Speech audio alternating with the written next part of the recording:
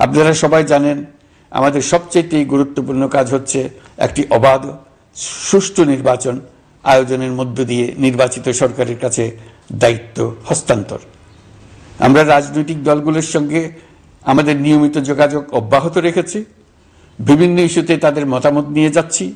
সরকারের সিদ্ধান্ত গ্রহণে এসব মতামত অনেকাংশে প্রতিফলিত হচ্ছে।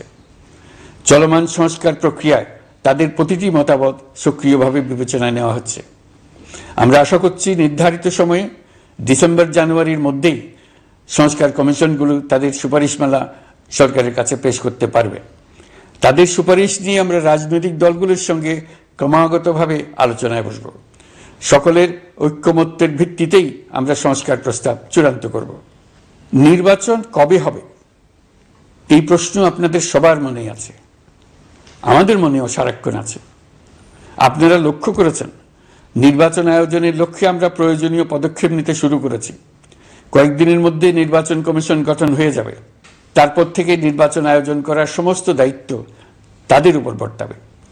নির্বাচন কমিশন ভোটার তালিকা হালনাগাদ সহ আরও কিছু কাজ শুরু করে দিতে পারবে, যা একটা অবাধ নির্বাচনের সাথে সরাসরি সম্পৃক্ত।